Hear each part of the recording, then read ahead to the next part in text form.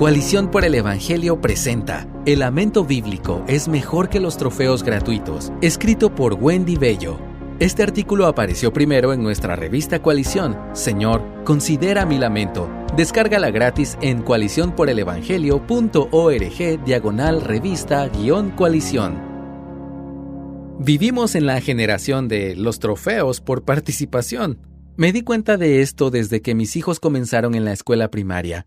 Al finalizar el curso, las maestras debían entregar al menos un certificado a cada alumno de su clase.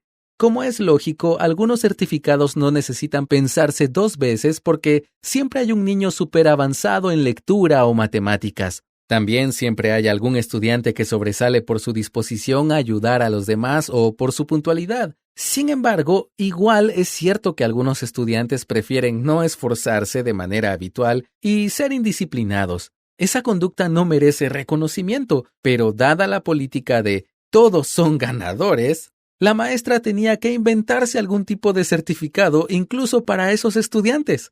Esa cultura de todos ganadores se ha infiltrado en nuestras iglesias. Somos parte de una generación de cristianos que, en una gran mayoría, solo está dispuesta a recibir palabras de afirmación y mensajes positivos. No me malentiendas.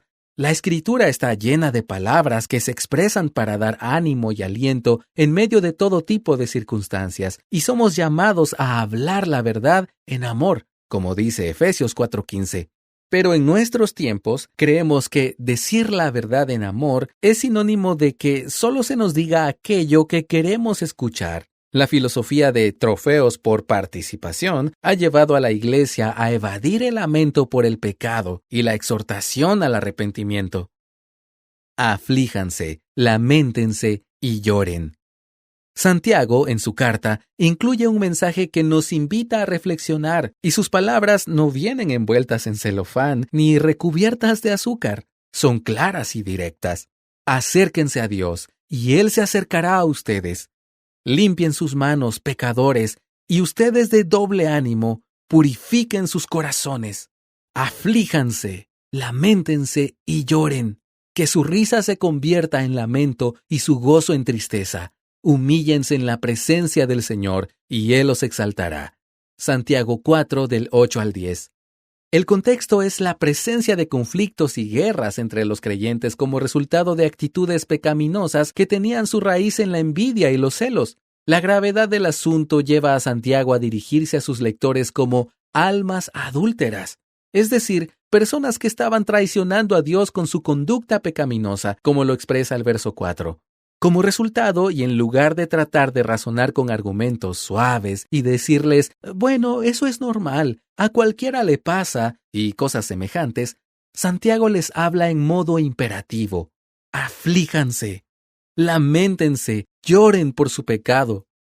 Al hablar de que su risa se convierta en lamento, les está pidiendo que reflexionen con seriedad en lo que estaba sucediendo, que entiendan que la tristeza era lo que correspondía y la única solución posible era humillarse delante de Dios. El pasaje nos recuerda el lenguaje que tan a menudo usaron los profetas para revelar al pueblo de Israel la culpa por su pecado y la necesidad de lamentarse por ella y correr a Dios arrepentidos. El valor del lamento por el pecado.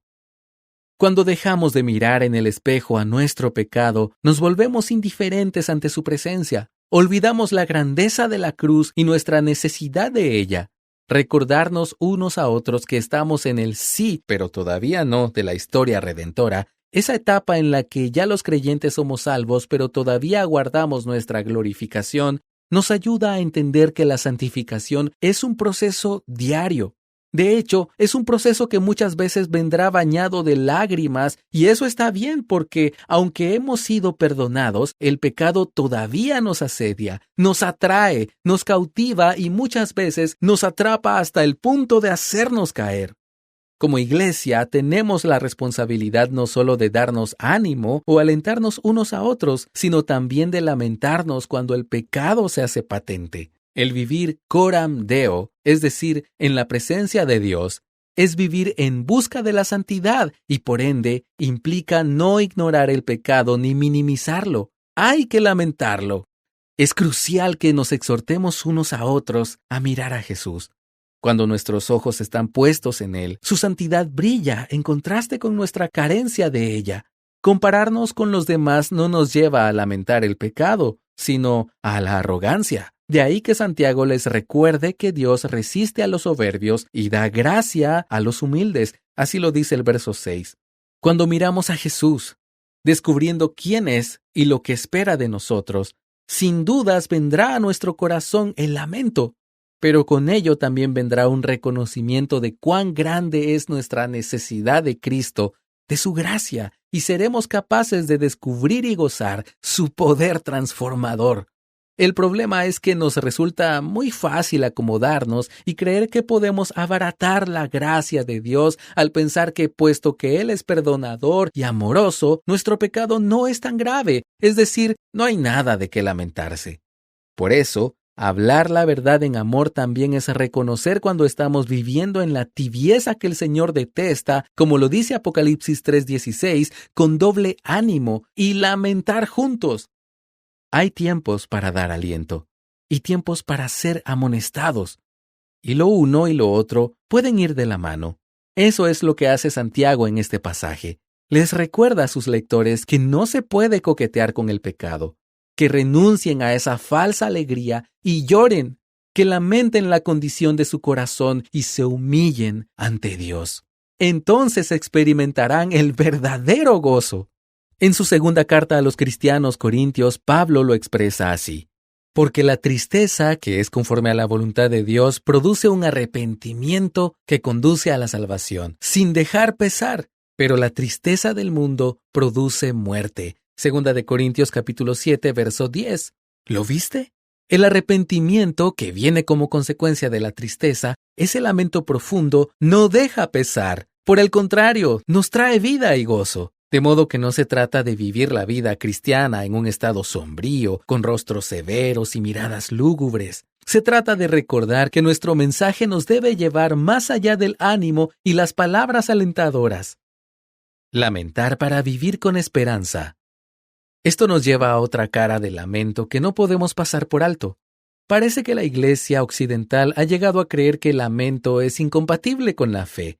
Tal es así que cuando vienen momentos de dolor profundo, no sabemos cómo reaccionar. Si no hablamos de esta teología del lamento, no estaremos preparados cuando llegue la angustia. Esa fue la realidad para muchos durante la pandemia del COVID-19. Sin embargo, la Escritura nos invita al lamento. La mayoría de los salmos se ubican dentro de esa categoría. Ser cristiano no quiere decir que estamos exentos del sufrimiento, ni que debamos colocarnos una máscara que disfrace nuestros verdaderos sentimientos y muestre un rostro feliz. Se nos exhorta a llorar con los que lloran, a venir delante de Dios y a expresar el quebrantamiento y el dolor que nos abruma como consecuencia de vivir en este mundo caído. Los creyentes debemos hacer espacio para recordarnos que está bien sufrir y llorar, lamentarnos porque el dolor es parte de nuestra vida debajo del sol y no un síntoma de falta de fe. Y, ¿sabes? Eso es bueno porque nos ayuda a poner la mirada en la eternidad y a recordar la esperanza que solo podemos tener en Dios. Nos ayuda a vivir con el anhelo del establecimiento de la nueva creación, el reino de Cristo. Podemos repetir junto al salmista: en cuanto a mí, a Dios invocaré, y el Señor me salvará. Tarde, mañana y mediodía me lamentaré y gemiré, y Él oirá mi voz. Salmo 55, versos 16 al 17. Gracias por escucharnos. Si deseas más recursos como este, visita coaliciónporelevangelio.org.